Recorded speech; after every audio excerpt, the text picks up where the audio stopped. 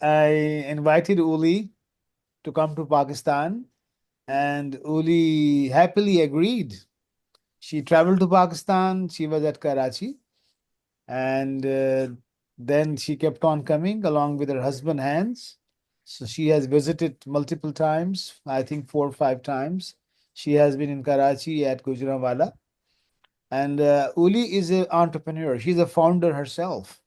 She's a woman entrepreneur. She has been doing a lot of interesting things, and she loves natural organic. I think she has a hut as well. You have a hut near the sea, is it?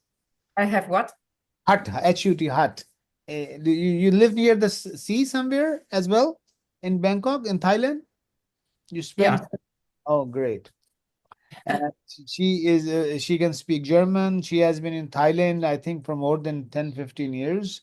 And uh, she is a professor right now at Bangkok University. I have been there, and this is Bangkok University, very beautiful and Yeah, that's the backdrop inside. side. So, and it has many international students. And there was something in common. I was in Bangkok for like 93, 94. So, Mara Saba, in 93, 94, I was here in this city for 2 years. And it's a vibrant place. Thai people are very humble people, and it's a lot of rain takes place here. And in terms of, so on the invitation of Uli, then I traveled to Bangkok. I don't remember the date, 2016, I think. Then we had the summer school, 15 or 16. 15. Mm. 2015, Professor Uli had that summer school. So that is a collaboration, learning from each other, and which I like from these people, Hans and Uli. They are very humble people, loving, caring, and they are helping hundreds and hundreds, thousands of people in their careers. So, on our special request, she will be sharing her thoughts today. So, we have this is a the course which we started during COVID in at IBA Karachi, and later we have made it more open. So, many people from across the world, mostly Pakistanis, they are here. Their mothers and fathers and grandmothers, retired officers. Rashid Mahmood is a retired naval officer, and he has been moving around in the Navy for most in the seas. So there are many people who are in this course who want to do something interesting in their life, in their careers, and uh, and that's why when I we have Hava is from Finland. She is doing her PhD. Hava, you know this name, Hava, Adam and Eva. So that is, so we have Dua. Dua is a dental surgeon student. She's studying in the first year. Dr. Jadoon from Saudi Jeddah. He is a PhD in finance. And then we have our religious scholars, Mufti Sohail. Mufti means a person who gives a decree on a religious matter. So he's a religious scholar, and so on and so forth. So a lot of other people will be joining us. So over to Uli. Uli, Okay. yeah. Thanks for introducing me. And you asked me to talk about the entrepreneurial mindset, and this is also one of my favorite topics, I have to say. You're And free to talk whatever you like, and people will be happy to. yeah, I don't know what you covered already or not, and but I've also prepared some slides to Yeah. introduce me to those people who don't know me. Yes. And now I haven't been on Zoom for. Make it. Oh, I cannot share. I've given you have given a co-host. Okay. Now you can do that. Ah, okay. It's a long time since I've been on Okay. Zoom. Oh, Okay, here, wait, it should work. yeah, it's coming. Okay, Oh, wow. okay, let me push us to the side somewhere. Okay, maybe this works to put us down there. Okay, yeah, I'm going to introduce myself first. Maybe I can close this, I think. Yeah. Ah, perfect. I remember. Okay, you introduced me already, Bangkok University, and the research project we were talking about at the beginning is the Global Entrepreneurship Monitor, to the right, GEM. where we look into activities, aspirations, attitudes of entrepreneurs, and we collect at Bangkok U the data of the Thai entrepreneurs. So it's a global research, the largest global research project. But my background is entrepreneurial, and actually my first job was in Finland after I studied. So I Oh, was working in Finland, and after I came back from Finland, I started my first business when I was 25, and that was a pottery because I studied ceramic design. My first degree was ceramic design.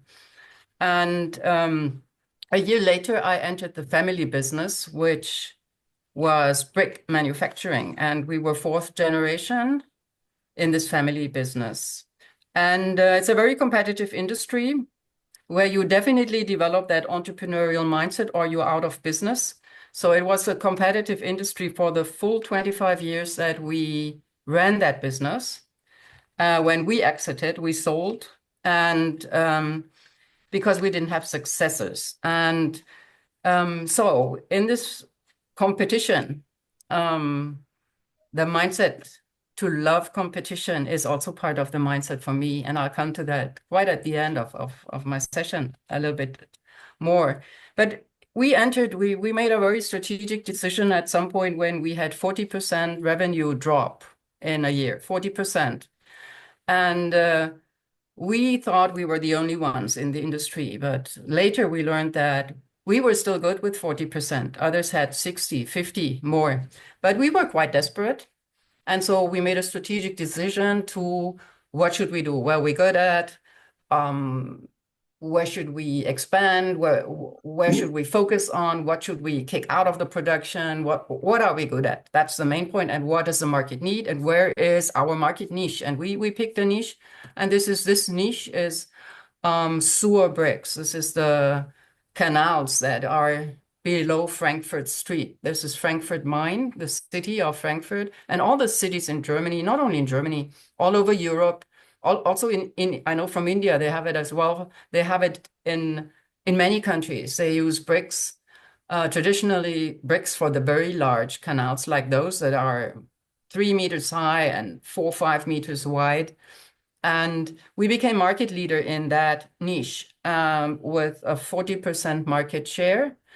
And in Germany, 40% and 100% in the Czech Republic because there was nobody. And so it was a very good niche because our competitors didn't see our bricks because you have to imagine that it's all below our feet.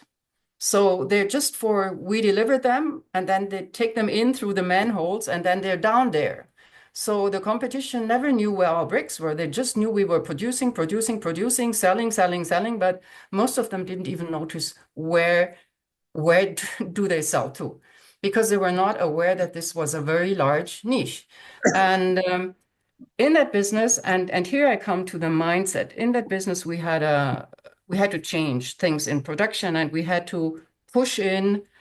We have a kiln where we push the bricks on kiln cars slowly through one by one through the kiln.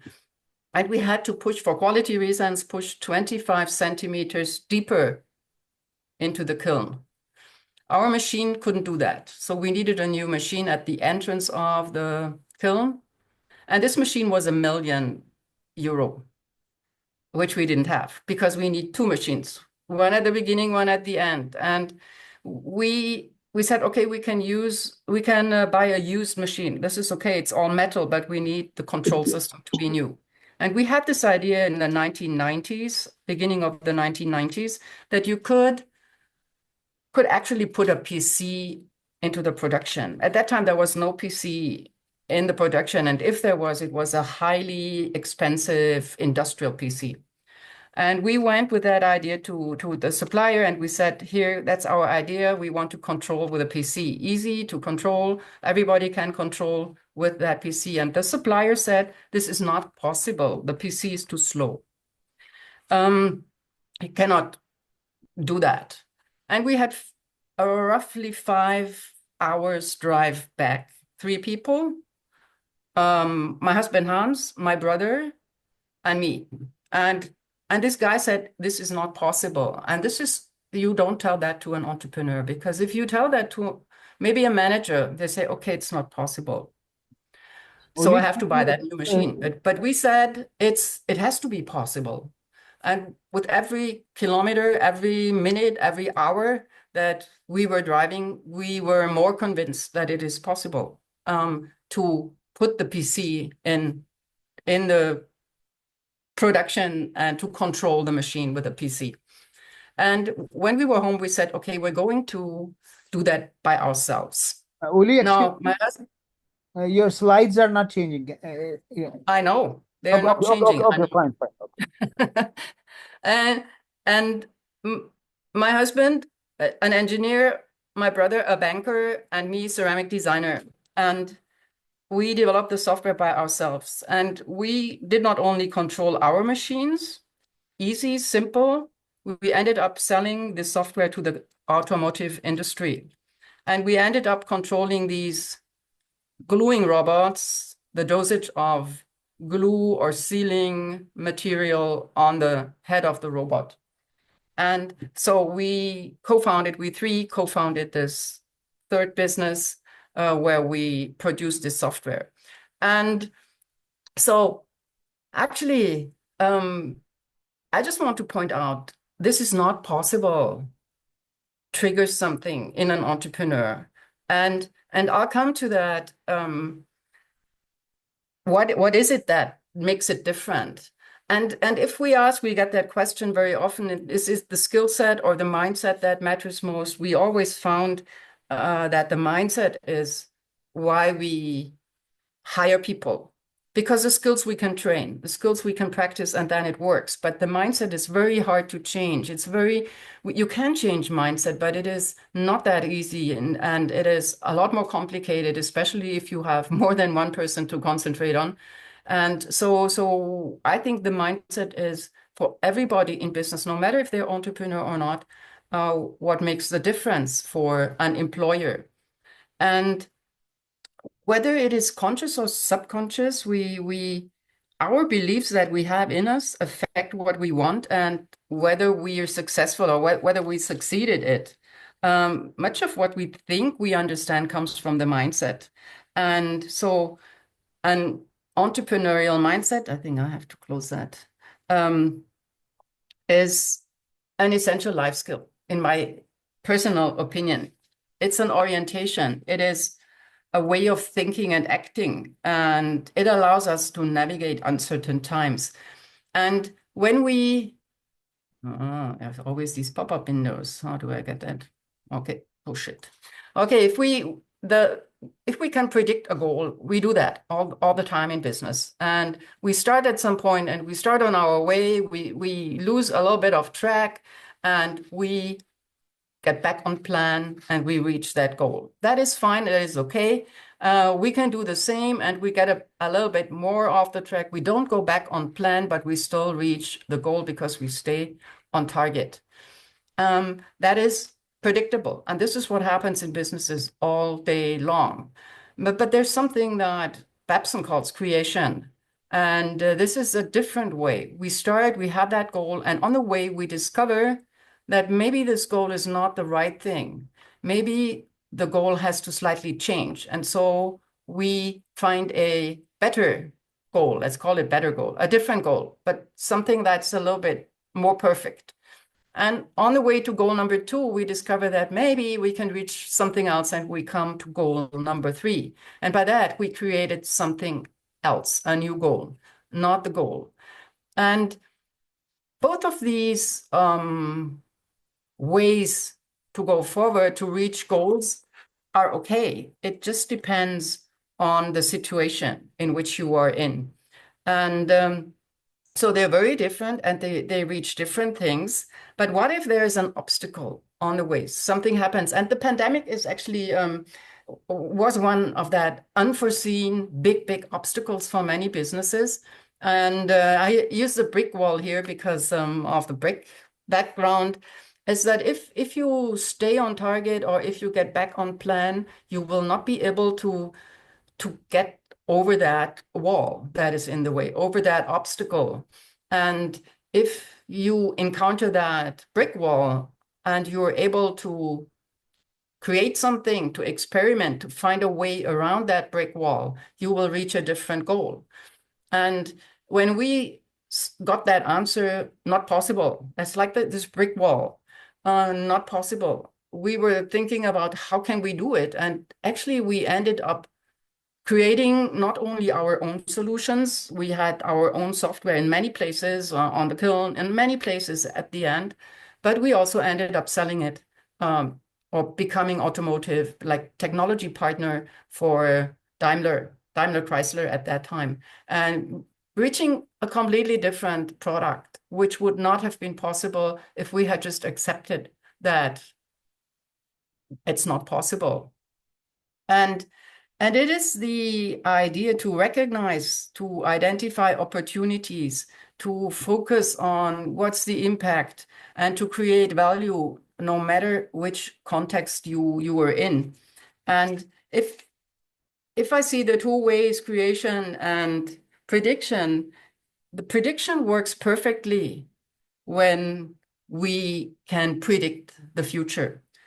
When we maybe have a history, when we are an established business and we might have a rule of thumb already, but when we cannot predict the future from the past, when there's uncertain times, for example, the pandemic shutting down businesses from one day to another, it's the only logical choice in extreme uncertainty.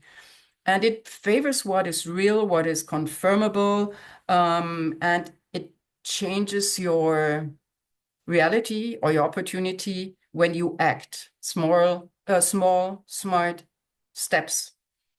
And we know that serial entrepreneurs usually create and go forward. And so it's two logics that we can use. We can really go with both of them. And the entrepreneurial mindset, or the entrepreneurial mindset, it's actually quite a topic in research at the moment as well, because how do we teach an entrepreneurial mindset is something that is currently being worked on. And I'm also working on a research project for myself to try to find out what works and what does not work. And there are three key elements: curiosity, connections, and creating value. And curiosity is to be curious about anything out there, about the changing world, about, having a contrarian view, to accepted solutions like you cannot do that, it doesn't work. No, it has to go somehow. To connect information also from various sources to gain insight. And I don't know who of you still remembers this machine. Anybody has an idea what that is? I mean, I still use it in my business. It's outdated, it's gone, right?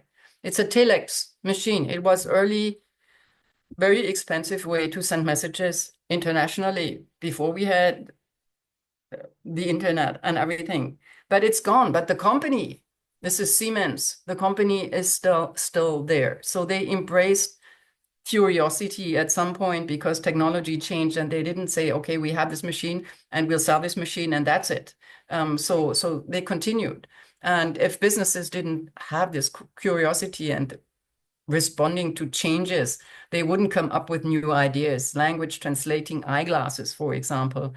And interestingly, this Mars rover, who was the first to explore Mars in NASA's Mars mission, his name is Curiosity. And so that is one point that is part of the entrepreneurial mindset. I think that's a very important point, because being curious about everything leads to the second point, the connections. And if you hear something over there that is not related to your business, something new you hear, how can you connect that to something in your business? What can you do with it? How can you generate an idea with it? Because the solutions today, they might be, gone tomorrow. And so even our students, we need to somehow teach them how they investigate with this world with curiosity to generate ideas, to find concepts, and to go forward. And creating value, I don't want to talk too much about that because I think that's pretty clear that we need to understand our stakeholders. We need to have a positive impact, and we need to come up with innovative solutions where we create extraordinary. And I think extraordinary is the word here, value for others. And so value creation is the third one. And it is value to the owners, to the employees, to customers, to any stakeholder that is out there. And I just put this picture, but I don't want to go into the business model canvas here, but we teach students value proposition, but we need to be very much aware that we can find value for the customer only if we talk to them, only if we really investigate, ask the why, deeper and deeper to find out what's really their problem in order to solve it. And I found that very helpful to find solutions for customers where we didn't know they had a problem. A way a brick is produced for 100 years doesn't mean you can slightly change the production, the way of production, in order to find a better solution for that customer because they were just using it 100 years because it was like it was. But we did small changes, the way we produce the bricks to make them better for the customer. And this is possible without sacrificing anything, but having a happy customer who doesn't perceive to have a pain every time he looks at your product. And what has to do with creating value a little bit, in my opinion, is passion. You need to know your passion. And for the students, I find it very sad, actually, that some of them are really not aware of their passion. And so there are multiple ways to show it to them. And we also do exercises I cannot do here because they work in class. But one thing is Ikigai. I don't know if one of you knows Ikigai. It's a Japanese concept. Anybody knows what Ikigai? Maybe you were also teaching. So Ikigai means a reason for being. It refers to something that gives a person a sense of purpose, a reason for living. And it consists of 4 different elements that overlap. And this is the normal entrepreneurship, 2 elements, the simple traditional entrepreneurship. I'm good at something and I'm getting paid for it. That's enough to become an entrepreneur. It changes already if we put the needs of the world into that equation, the third ball here. We're good at something that the world needs, and we're getting paid for it. This usually is in the direction social entrepreneurship. So there's a big overlap between the 2 sections anyhow. And then Ikigai adds a 4th one. That's the love. We're good at something, we love to do it, and the world needs it, and we're getting paid for it. And what is important to see that those are the overlaps. And this is where we can really find out, and students can find out a business that they actually have the skills, but it's also their passion. They love it. The world needs it today, more important than pre-pandemic, post-pandemic, more and more important. And they're getting paid for it because, so what you love, what the world needs, what you're good at, and what you can be paid for. And in between the overlaps, you see the passion, mission, the vocation, the profession, all of them are good, important, but still something is missing. If you only have the vocation, you miss out on the impact of what is love because it's missing. So we have these gaps. If we don't have all 4 of them, some tiny piece is missing. And with that, I come back to how do we build a different mindset? First of all, we need to become aware what kind of mindset do we have. Normally, we have a lot of different mindsets. I don't know, someone's painting. I don't know if I can delete it, but let's see, I'll see. Build a growth mindset. So Now think about something. Let me see. How do I get to my, okay, that you always wanted to do, but you haven't done it yet, or you haven't started it yet. So anything, a language you wanted to learn, a sports you wanted to do, I don't know, travel to go somewhere, but you haven't done it yet, and you also haven't started it yet. And then ask yourself the question, why? Why did you not succeed doing it? And I think you'll come up with a lot of reasons. Didn't have the time, maybe didn't have the money, didn't, my family came first, whatever it is. We have a lot of good reasons why we didn't do it. Actually, we would all be able to start it if we really, really wanted it.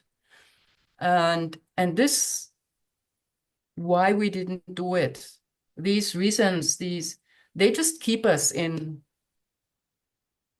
a zone where we are like that rock to the left. And we're not developing like a plant, like a tree. We're not growing.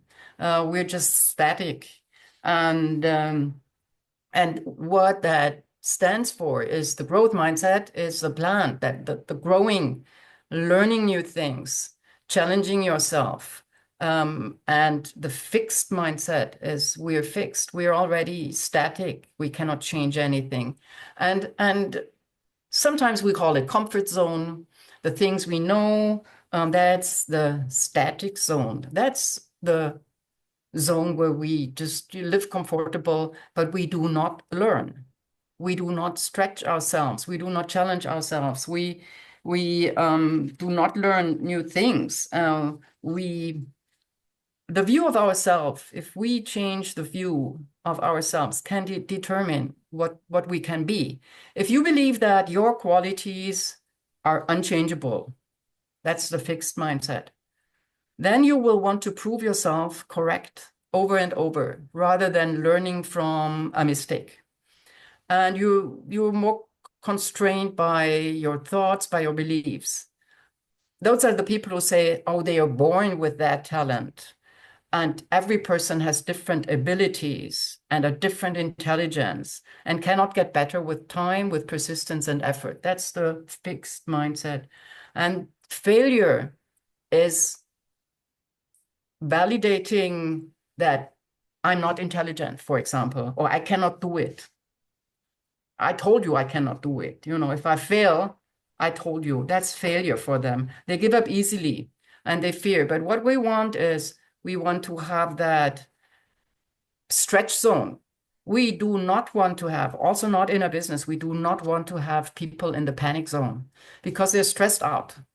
Their performance goes down, they're overwhelmed. If they are in the panic zone, if this is too much for them, we need to get them back into the stretch zone. And I cannot do polls here, but I can ask, maybe you can raise your hands. Maybe I can stop. Oh, there's something in the chat, sorry. It doesn't. Yeah, we can share the slides. Is that okay afterwards, or you want to have them now? Okay. Afterwards, madam. Afterwards. Okay, fine. Let me ask you 3 questions. How would you feel? Maybe we can do, you can maybe type it in the chat. Maybe I can see it there. How do you feel if you have to ride a bicycle? Do you feel you're in the comfort zone? Or do you feel that it is a stretch already? It's a challenge a little bit, or you in panic zone? Let me see you. I can see the chat. You can write 1, 2, 3, or 1 is comfort zone, 2 is stretch, and 3 is panic. Comfort zone, stress, comfort zone, comfort, stress. Challenge. 2, challenge, panic. Okay, we have everything. It is a bit risky, comfort zone. Now, those who are, okay, if it's an empty road, okay. Yeah, I can imagine I wouldn't want to drive a bicycle in Karachi either, even though I like to ride bicycles. Okay, now, if you had to run a marathon, if I ask you to run a marathon, comfort, stretch, or panic? Challenge. Panic. Okay, panic. Some panic people. Stress. Panic. Oh, what about the panic? A lot of panic people here. I guess the ones who are comfortable did that maybe already. Or maybe did 20 kilometers, and the stretch people, maybe they are running, but they said, okay, I could try it out. But the stress people, what if I give you $500? Anybody would go into the stretch zone, into the challenge zone? Ah, Dr. Shahid would go. Yeah, yeah. I will take 500. Yeah. Then we will put more effort. Mm. Yeah, okay. So maybe, so Tayaba, I need to talk to you a little bit more. So you say maybe, what if I add a personal trainer to you?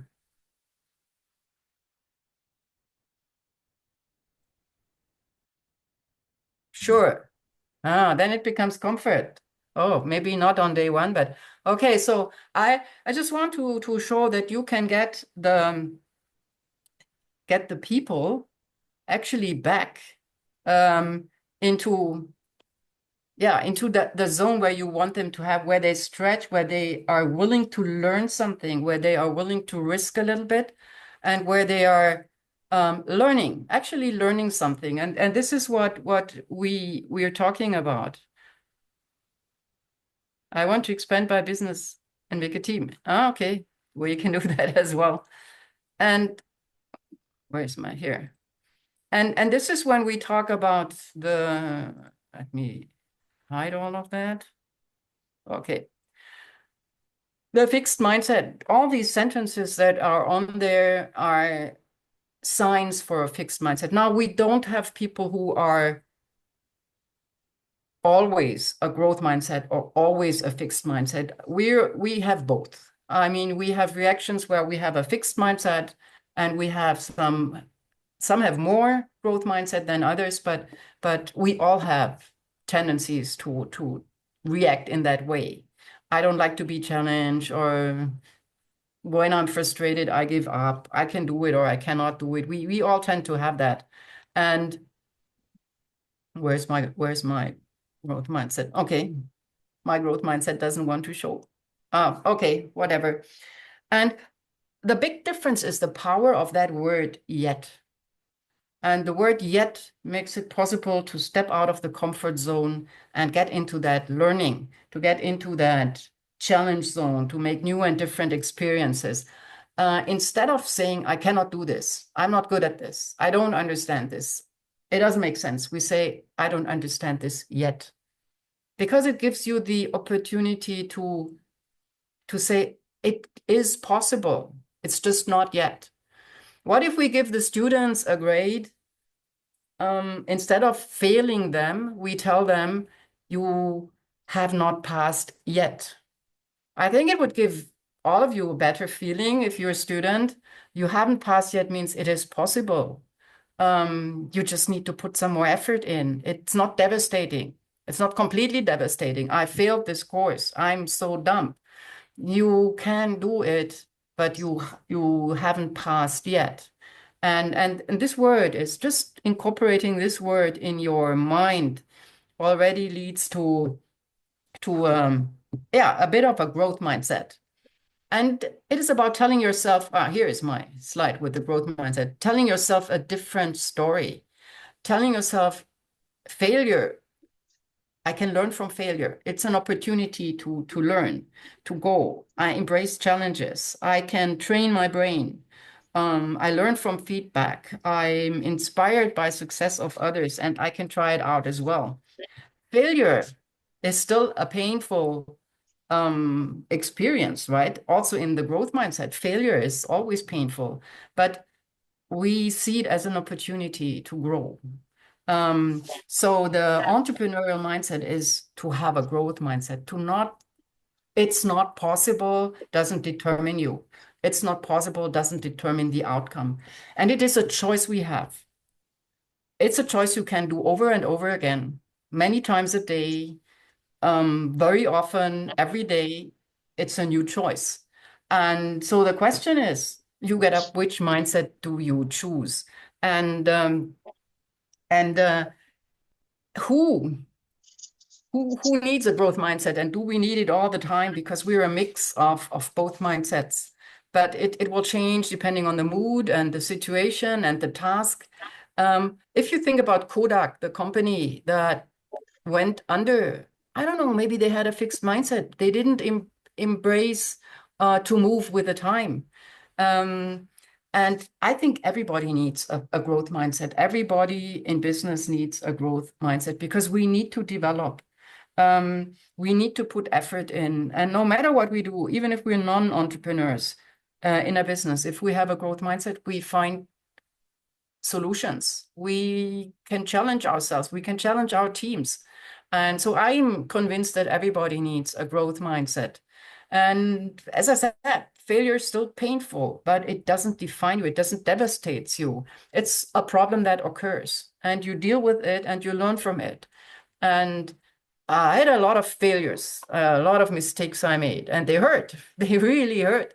But you learn from it. You don't, at least you don't try to make that mistake a second time because you took your lessons from it.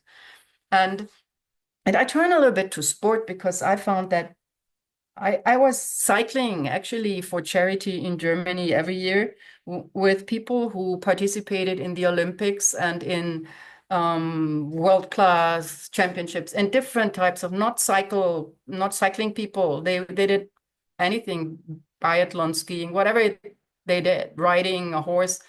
But they all had that mindset. They all had this growth mindset. A sports person will challenge themselves. If you were, I was doing track and field sports in a very high level in Germany in my teenage years. And jumping high is you try again, you try until you manage to get over that bar. And then you don't stop. You go and put it 2 centimeters higher. So you're always permanently in that challenge zone as a sports person. And I want to talk about her, among others. I have a second, and she's a long distance runner. And the mindset is, her mantra is, and it came from her mother, last will come first and first will come last. And she was the first women's marathon was in 1984, I think, in the 1980s. And she was representing US. And because it took place in the US runners started at the end of the field. So she was actually last to start.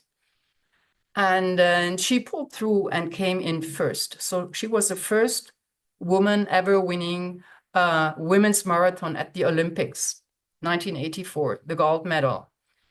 And she held the fastest time for an American woman at the Chicago Marathon for 32 years and the Boston Marathon for 28 years. Now, she grew older in these 32 or 28 years, and that she could hold this fastest time.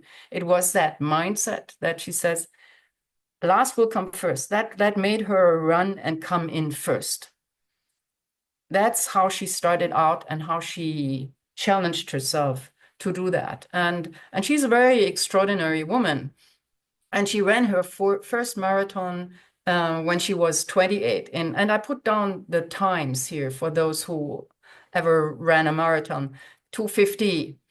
A year later, she ran Boston, age 22, 2:35, 15 minutes faster. And 2013, this is like a long time later, right? It is 2030.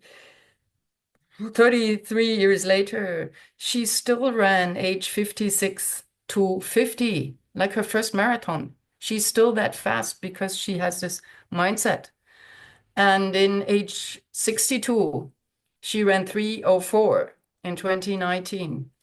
And the last date I found was age 65. She ran 3 hours 20. Well, we're not even getting close to those times, but it is this permanently challenging, permanently stretching, permanently saying, I can do it and I will do it. And going forward. And she says, I look at victory as milestones on a very long highway. She's a long distance runner. She's not a sprinter. It's not a sprint. To learning and to grow is a long highway. And she says, confidence is the belief in myself and my ability. And she says, you cannot run away from challenges. You have to run over them. You have to just work your way through them. You have to take the challenges. And it's not that she always succeeded. She failed. And every time I fail, I assume I would be a better person for it. And this is the way that that lets her run. And effort, it's effort, yes, but effort is necessary, but it's not sufficient for success and a growth mindset, because effort on its own is not the guarantee for success. So just being complacent because we did it will, not make you successful. And one big difference between the growth mindset and the fixed mindset is how we really think about failure. If we give up, and this is, I think, what we can take away from people who do sports. They all fail. They all know failure. They all didn't make it. They got fourth place, not number 1, 2, 3. That was my first experience in a competition. I was 5 years old. And I went to a competition and I made it number 4. And number 1, 2, 3, they're on the podium, right? I was number 4. And we drove back with a bus because we were all kids. And the people we did sports with, when we exited the bus, they said, okay, everybody wait. And we had 3 kids who were ranked 4. And so they celebrated us. And this is, I think, where I learned, okay, I felt failure for sure. I don't remember exactly, but I remember that they said, you did good. Next time you make it. And the only failure is giving up, is quitting. If you fail, you don't quit, you go right away. And Winston Churchill said, success is not failure, not final, and failure is not fatal. It depends on the courage to continue. And this is what is important. So you get up. If life knocks you down, you get up and you get going. And I think in business, this is more than true. If I think about the companies in the pandemic that in Bangkok, for example, had a restaurant in one of the malls, on the 7th floor in one of the malls, because all the restaurants are on floor 6 and floor 7 in that mall. I think about a specific mall here. They were shut down. They didn't even have a chance to do takeaway, because how do you get to the 6th or 7th floor when the mall is closed? How do you get your food, every food down there to the delivery point? It's just not possible. And these entrepreneurs, they still exist. They're still there. They found a solution. They were knocked down from one day to another. And one of them said, I had 3 very sleepless nights because we had 50 restaurants in malls. A chain here, a Thai chain, 50, and all of them closed. All of them with food, all of them, everything bought, all of them is going to be destroyed and no chance of delivery from one day to another. But they were knocked down. They found solutions. They found a restaurant in a discotheque, which was ground floor, and they delivered from that point. They all found solutions and they didn't quit. Some did, but the majority did not quit. And that's why I want to talk about competitiveness. And I know that I'm a very competitive person because I did a lot of sports. I know the sports people are, but I think it is part of the entrepreneurial mindset that you have to be competitive, because only one business can win the deal. If it's about a deal, for example, only one. One will surely lose. If it's 2, or 2 will lose, or 3 will lose, however many compete. And you have to be competitive to win. You have to want to win. And it's more than wanting. It is really more than wanting. It is, yeah, I don't know how to describe that. You have to love it. That's the passion. You have to love the competition, and you have to, and I talk about fair competition here. I don't talk about, the mistreacherous things and ways to get over your competitors. You have to want to win over your rivals or competitors, or however you call them, enemies, however you call them. And the question is, are you competitive enough? And I think that is a very, very essential part in that growth mindset, also in that entrepreneurial mindset, that you are triggered by things to find a solution. You're triggered by things to go ahead and, take a step forward.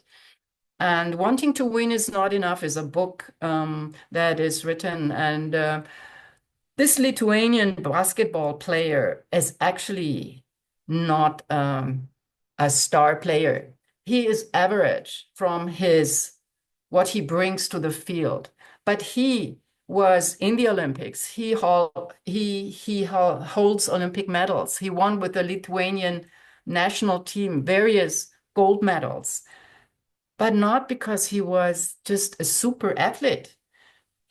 Every game he played, he said, okay, what did I do wrong? What can I do better next time? I'll try to do it better next time. He played again, and he said, okay, what did I do wrong? What can I do better? What can I try to do better? Okay, I'll try to do it better next time. He became a better player year by year just by challenging himself and saying, okay, here I have to improve. Here I have to improve. And that's how he became actually a star player with average qualities he was given. And that's why he's a good example for why everybody can develop that growth mindset. And it's not about aggression towards whatever competitors or towards others. It is about fairness. It is about sportsmanship. It's about fair play. And that's what's important for the competitiveness. And it's not winning over someone by all means. It is winning.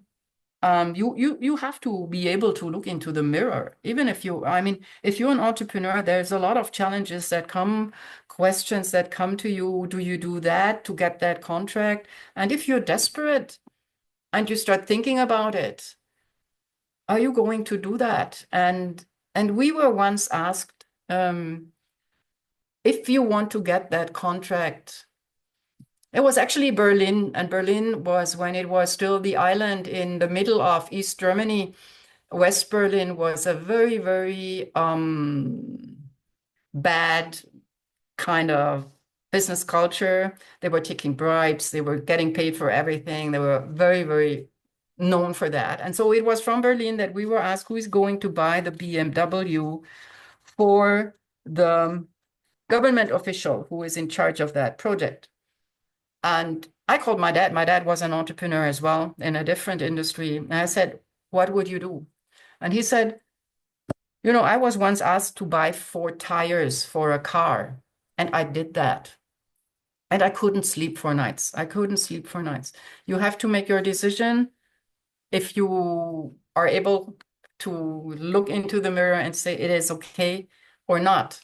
And so competitiveness is also being authentic person. And I found that honesty and truthfulness are part of the entrepreneurial behavior that are essential. So we did not buy that BMW. We did not get that contract.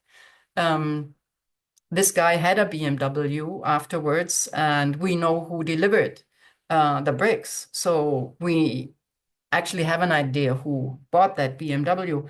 But that is competition should not be done with all means. And a growth mindset is working on yourself, on your own development of skills, of your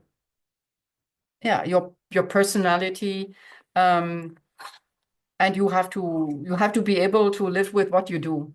That's what I want to say. And never say never, because limits, like for example, fears, are often just illusions. And all the sports people stand as good examples for a growth mindset. So I'm at the end of this, and I would like to have a discussion or a lot of chat. This is probably still with regard to the Great, wonderful. examples. Okay, now you can ask. I can also answer the examples. What differentiates a growth mindset and a fixed mindset? You saw the two hats. And if I say I cannot do it, if I say I'm not able to, if I say for example, I give my students an assignment when I do the growth mindset, and they have to do entries 30 days. They have to do an entry when they experience a fixed mindset. And very often it's something, my dad says something to me and I get mad. Very often it's things like that. And the reaction is that they get angry. They, I don't know, slam the door or whatever they do. And this is a fixed mindset. And you can try to turn that around and say, how can I formulate differently? You don't say, I cannot do it, but you can say, I cannot do it yet, but I can try to do it. Already you switch to a growth mindset. Even if your first thought is, I cannot do it. The second thought should be, hey, I should try to do it. Maybe next time I should really, really at least try it out. And we're already on the way to a growth mindset.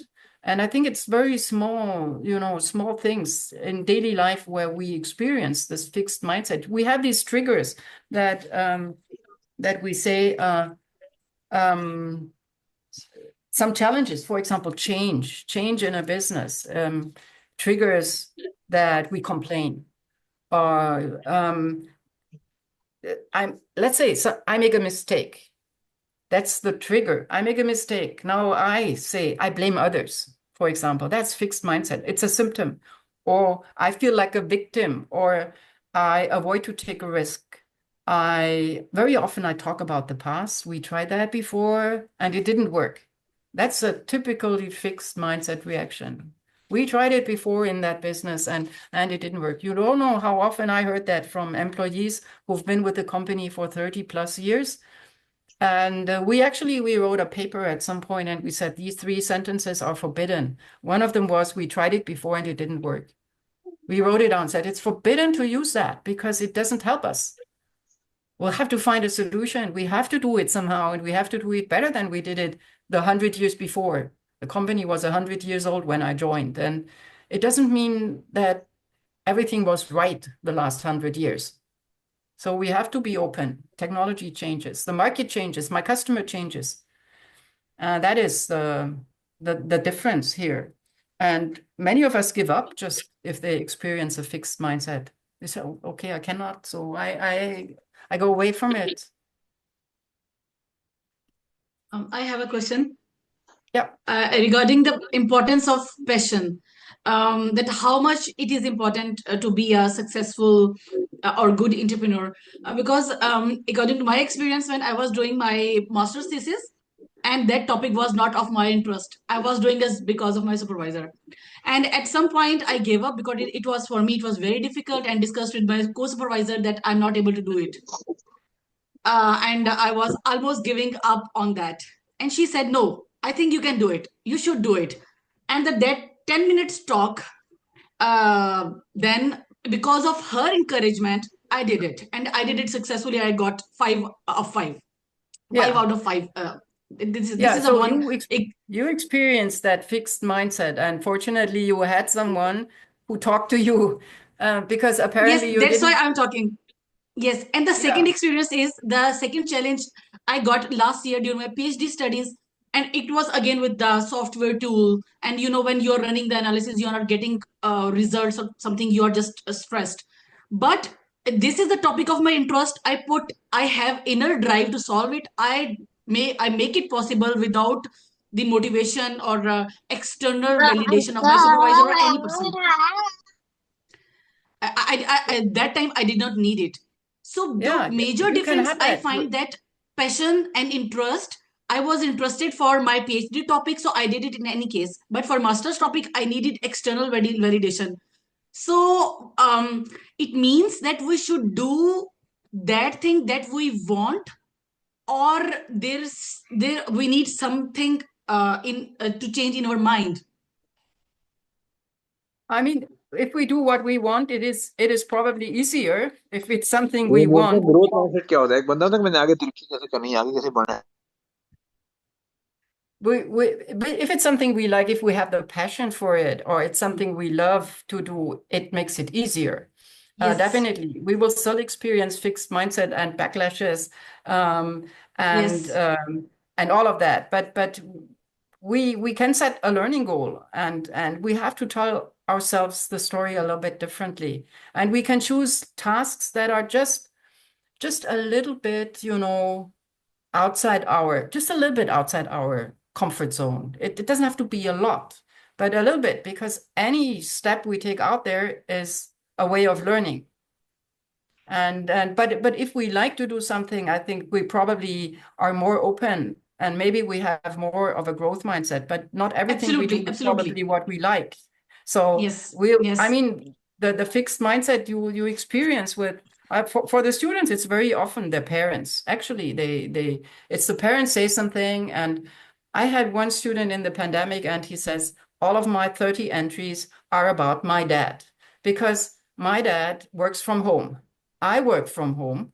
We never saw each other before, and every day we have a clash.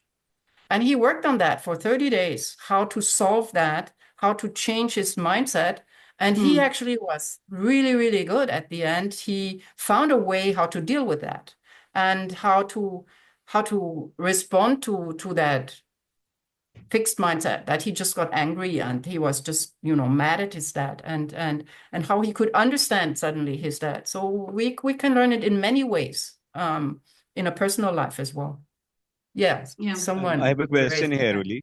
Yeah. First of all, thank you so very much for this wonderful session. It was very insightful. Thank you so very much for your time and for the presentation. My question is around the ikigai part of your presentation, in which you said that you should know your passion, and uh, I mean, you should find a way to get paid for that. But the question Yeah. here is, what if you don't get paid for what you like to do? You should change your passion or something, or you should No, you should still find a way.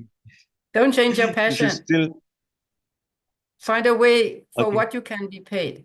And there are many ways how you can be paid. I would always say, what you love to do, what you're good at, all the skills you have, and if it's something the world needs, those are the four, and then you get paid for it. And you can find, if you have the three, the love you have for something and the skills, you're good at that, and you will find a way how you can get paid for it. I'm 100% convinced about that. I mean, there are usually exercises we do for that, how you can try it out, but it's just not possible to do that here in an online setting, unfortunately.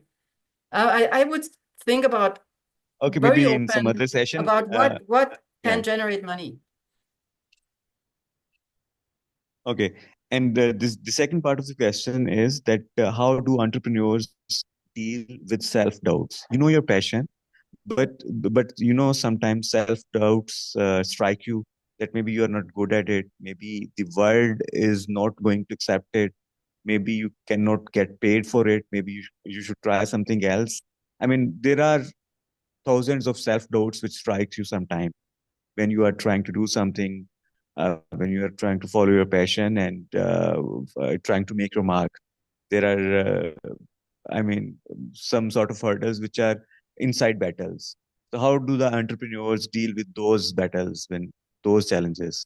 Okay, thank you. So we have, Yeah. yes. Should I answer first Yes, quickly? yes. We have a German, actually a tale, and I think that's very much applies for entrepreneurs. There is this nobleman who has a ponytail, and he is sinking. He is in a, I don't know the English word for where we have the muddy water where you sink in, and he's sinking in with Swam. his horse. He's sinking in like kind of a mud. It has a दलदल different. को क्या कहते हैं? दलदल, what is Doesn't called? matter. Swamp, It's swamp. sinking in. What this nobleman does is he pulls his ponytail and he pulls himself out. And I think that's the only thing. You have to find a way to pull yourself out of this. You have a lot of, it helps if you have someone you can talk to. I have to say that. But you will have friends who will not understand your problem. All of my best friend, my oldest friend, she doesn't understand. She never understood my problems in my business, and I would have never discussed them with her because she was never an entrepreneur, and she's so far away from being an entrepreneur. They don't understand you. And so if you have another entrepreneur, if you have someone to talk to, that helps. It can be a different industry. For me, I found it helped to be part of Junior Chamber International. They exist in every country. That's young entrepreneurs and young professionals, and because they have the same problems. Doesn't Great. matter which industry. Thank you very Thank much. you very much. Thank you. Kari Atta, you have a question? We'll just take 1-2 more questions before the time is almost. जी मेरा भी question है, अगर मुझे इजाजत दे तो मैं भी Kari Atta, can you introduce yourself, please? Please introduce yourself. Yes. First of all, thanks for giving me chance to ask a question. My name is Atar Rahman, and I am doing Bachelor in Business Administration. And my first question is, in the era of artificial intelligence, how we can grow as in future we have HR or any administration which the AI has to do, but how we can grow in the era of artificial intelligence? Please elaborate. Thank you very much, Atar Rahman. How you can grow in artificial intelligence, the business, or by using it? In business. You just have to find out how to apply it. I think that's a technology that comes. That's a change, and you have to see what you can do with it. I don't know. You cannot beat AI, but there are some things where we still need in reflection and in things like that. We're still more advanced than AI, but you have to follow technological changes. You cannot beat them. And I think you have to, no matter which business you're in, it doesn't matter. You'll have to embrace it. I think we cannot say we fight it or we don't use it. I use it with my students because I want them to use it in a way that they don't copy paste. Great. I don't know. Really, that's just it's just technological change. Like the internet came and changed everything. Like it's just another change that appears a very drastic change. But as an entrepreneur, you have to go with it. You cannot, just ignore it or. Okay, so there's another participant. Mute karta rahna please. Yusuf is asking, I have done 4 years bachelor's in accounting, but I don't like it. So I have quit it now. So Yusuf, can you tell more? And he says, I have wasted 4 years in the university. How can I change my thoughts? Which is a fixed mindset. Yeah, that's a fixed mindset. That's for sure a fixed mindset. And number one is I don't think anything is wasted because it doesn't matter what you study. Actually, it really doesn't matter what you study. It's maybe not quite right, but there's so many opportunities. I studied ceramic design. Okay, I went into ceramic production, but I also ended up in automotive production, and now I'm teaching. And I think any topic that we know more, think about what you can do with it. Maybe think about what your passion is and how can you combine accounting with a passion or something you love to do. I mean, it doesn't hurt to be good in finance and in accounting if you want to be an entrepreneur. That doesn't hurt at all. And so I would always think, I would always make a list. This is all I know. This is all my skills I have. And who I know and what I know. I would write that all of that down, the skills, and accounting is one of them. And you maybe are good in a certain type of accounting. You're good at that. What do I love to do? And then we just work on how can I combine that with something? You don't have to become an accountant. Even if you studied accounting, there are other opportunities that you can become. I would just put all the the options on the table. We built something called Passion Cube. Maybe I share that. Do you know that, Dr. Shahid? The Passion Cube exercise? That's actually a good exercise to work with the passion and the skills. But it's free. That's definitely not for online. But we work with the passions and think about how can we combine the passion with the skill. And accounting seems to be at least something you know about, and there are more skills you have. Maybe you're good at a language, or maybe you're good at something else, and you put all that on the table, and then you try to figure out what could be a good solution, even for starting a business. Wonderful. That's a good answer. I remember one of my old colleague, he did his master's in accounting. He was working as an accountant, and due to his family problems, he had to join his family business, and now he's selling milk. He's doing a milk Yeah. shop. So Yeah. and he's applying those accounting principles there, excellence, hard work, and recording. So things can. So one more question is coming from Saeed Awan.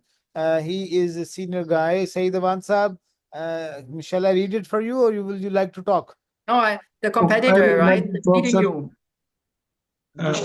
Thank you. Actually, that's the situation we faced 25 years, that competitors were beating us and we were beating them. And what I decided at that point is to go into that market niche, to be a little bit in a smaller competitive field. So you don't have to change the full business segment, but you should also, and someone wrote, check the weakness of your competitors. I totally agree with that one, because find out where is, I always did competitive analysis. I always knew exactly where they were better than I, but I attacked them where they were weak. And because you cannot, if they're better than you, it takes so much effort, but where they have a weakness, you can attack them. And I always found a weakness. Any weakness. Some just didn't go out and talk to the customers. I could always beat them because I went out, saw my customers. Even though they had a better position, the product was maybe the same, but you can find and attack them there.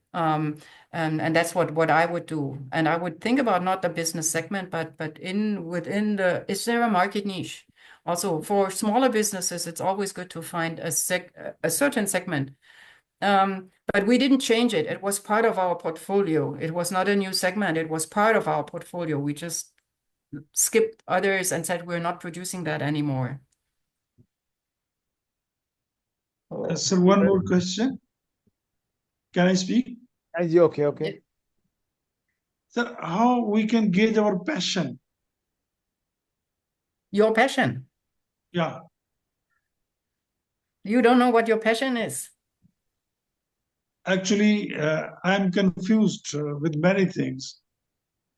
From what activities I can gauge my passion? Your passion comes from the two things, and I can put that slide up again, because actually the Ikigai explains it quite well. Where is it? The share here, and I just have to go back to that slide. Yes, please. Let me just go back to that. Here, the passion comes from what you love to do and what you're good at. This is the overlap of these two, is the passion. That's what Ikigai explains. It's passion is something you love to do and you're good at it, and that's where you develop the passion. And so it's something, and I cannot help you with what you love to do and what you're good at, but the overlap of both is your passion. So maybe you have to if I'm think not about good, if I'm not if you're not good, you're muted. if I'm not maybe. good at some activities, but which is my passion, and the other is giving me more business to what should I choose? Again, can you repeat it, please? You got my point?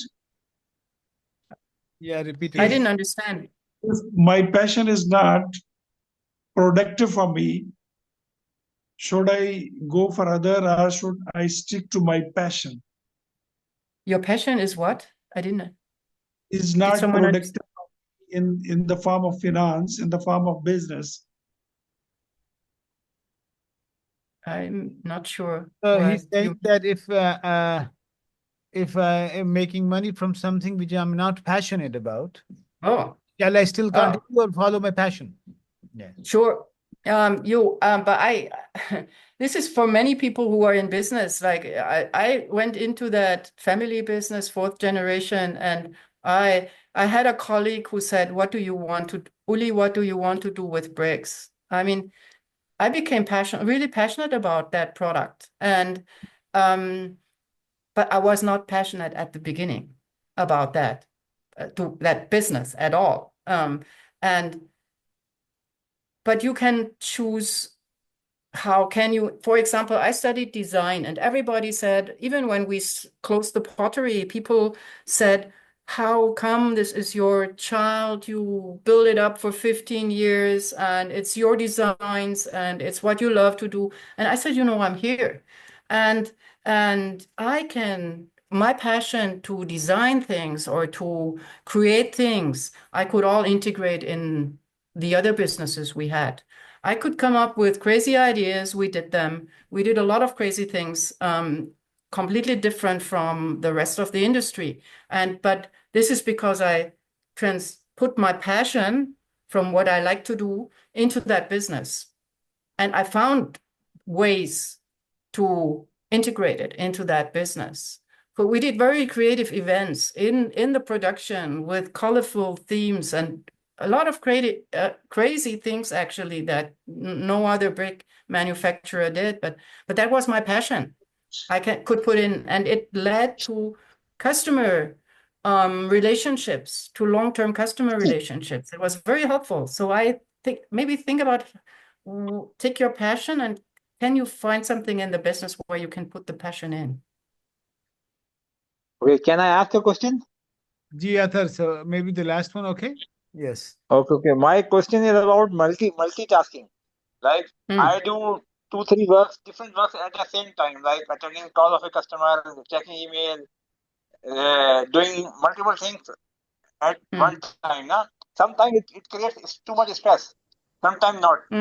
So do you think this the habit of multitasking is a good habit, or one should do one work at one time?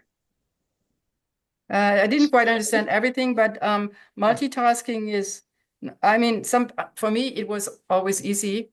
But my husband, for example, he is not able to multitask at all. He has to, he gets crazy if he has like 3 things at a time. And for me, it's like I have like several layers that can work, I feel like independently at the same time.